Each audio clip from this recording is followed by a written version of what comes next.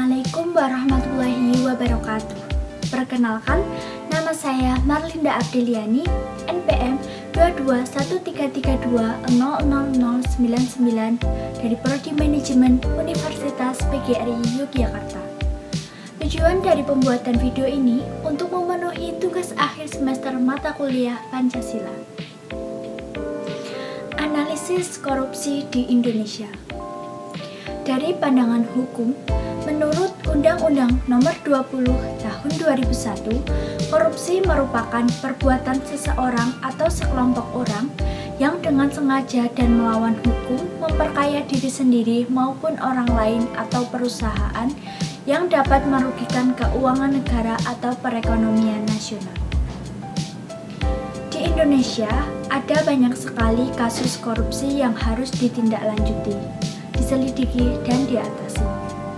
Perbuatan korupsi termasuk sebagai perbuatan yang tidak menyenangkan dan bisa merugikan orang lain.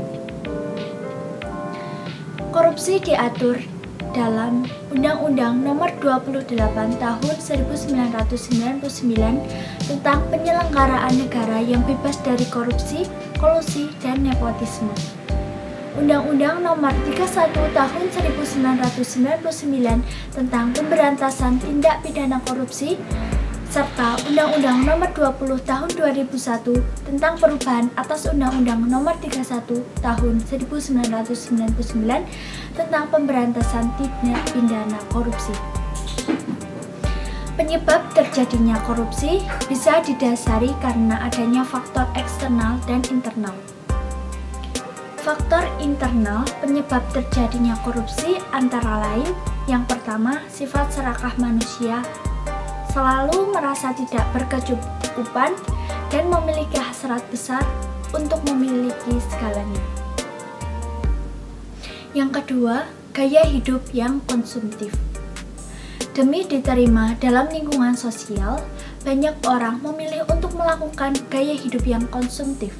Hal ini bisa menyebabkan terjadinya korupsi secara disadari. Perilaku konsumtif adalah perilaku yang suka membeli barang-barang tidak penting dengan harga yang mahal maupun ekonomis. Perilaku ini dilakukan untuk memenuhi semua keinginan yang sementara. Yang ketiga, dorongan keluarga. Karena memiliki jabatan yang tinggi, ada beberapa orang yang menyelewengkan jabatannya untuk korupsi. Bahkan pelaku tindak pidana korupsi mendapatkan dorongan dari keluarganya untuk melakukan perbuatan tersebut.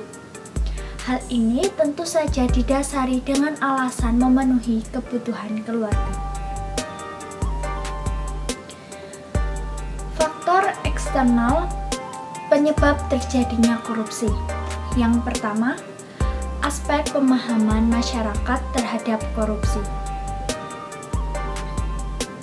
Kurangnya aspek pemahaman masyarakat terhadap korupsi bisa menjadi penyebab terjadinya korupsi.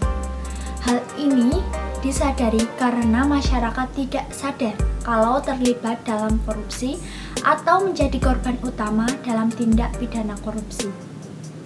Masyarakat juga kurang paham jika korupsi dapat dicegah dan diberantas. Yang kedua, aspek ekonomi. Karena banyaknya kebutuhan untuk hidup dan merasa memiliki pendapatan yang kurang, sehingga ada sebagian orang yang nekat melakukan korupsi. Aspek ekonomi bisa menjadi dasar manusia merasa terdesak untuk mengambil jalan pintas demi mencukupi kebutuhan dan keinginannya. Yang ketiga, aspek politis. Tindakan ini dilakukan karena memiliki jabatan atau kekuasaan yang tinggi di pemerintahan. Demi mempertahankan jabatan dan memenangkan urusan politik, maka banyak orang melakukan tindakan korupsi. Yang keempat, aspek organisasi. Biasanya hal ini akan didukung karena organisasi tersebut tidak memiliki aturan yang kuat. Organisasi juga tidak memiliki pemimpin yang dapat diteladani. Parahnya, organisasi tidak memiliki lembaga pengawasan dan sistem pengendalian manajemen yang lemah. Korupsi memiliki berbagai bentuk dan jenis yang dilakukan mulai dari tatanan terendah hingga para penyelenggara negara dan anggota legislatif. Jika dibagi berdasarkan skala dampak dan paparannya, maka korupsi dapat dibagi menjadi 3 jenis, yaitu petty corruption, grand corruption, dan political corruption.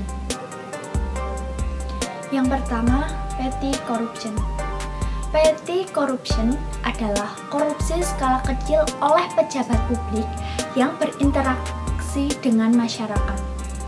Jenis korupsinya seperti pungutan liar, gratifikasi, penyuapan, uang pelicin, atau pemerasan untuk memuluskan pelayanan publik atau birokrasi. Padahal, pelayanan tersebut seharusnya murah atau bahkan gratis untuk masyarakat. Petty corruption dalam keseharian misalnya memberikan uang untuk mengurus surat-surat kependudukan atau uang damai kepada polisi ketika ditilang. Korupsi kecil-kecilan ini kadang terjadi terang-terangan, namun dianggap biasa dan penuh pemakluman dari masyarakat. Yang kedua, grand corruption. Grand corruption atau biasa disebut korupsi kelas kakap adalah korupsi dengan nilai kerugian negara yang fantastis, miliaran hingga triliunan rupiah. Korupsi kakap menguntungkan segelintir orang dan mengorbankan masyarakat secara luas. Salah satu contoh grand corruption adalah korupsi proyek EKTP yang dilakukan sejak 2011 membuat negara merugi hingga 2,3 triliun rupiah. Yang ketiga, political corruption. Political corruption atau korupsi politik terjadi ketika pengambil keputusan politik menyalahgunakan wewenangnya dengan memanipulasi kebijakan, prosedur, atau aturan demi keuntungan diri atau kelompoknya. Keuntungan ini bisa berupa kekayaan, status, atau mempertahankan jabatan. Jenis-jenis political corruption adalah penyuapan, perdagangan pengaruh, jual beli suara, nepotisme, atau pembiayaan kampanye. Cara yang dapat dilakukan sebagai upaya meminimalisir terjadinya korupsi yaitu menindak tegas setiap perbuatan korupsi sekecil apapun yang terjadi, sehingga bisa memberi efek jera bagi pelaku dan membuat orang lain menjadi enggan untuk mau melakukan hal yang sama. Tindak tegas ini harus dimulai dari keadilan, kejelasan, dan ketegasan hukum. Indonesia sebagai negara hukum harus bisa menegakkan hukum dengan tegas. Apa yang tertulis dalam setiap peraturan atau undang-undang haruslah juga menjadi yang dilakukan. Hukum ditegakkan harus secara objektif, tanpa memandang siapa orang yang terlibat, apa jabatannya, dan sebagainya. Apabila hal ini dapat diterapkan dengan baik, keadilan tentu dapat dirasakan oleh seluruh masyarakat dan hak-hak mereka bisa didapatkan. Sekian yang bisa saya sampaikan, kurang lebihnya mohon maaf. Saya Marlinda Apriliani mengucapkan banyak terima kasih. Wassalamualaikum warahmatullahi wabarakatuh.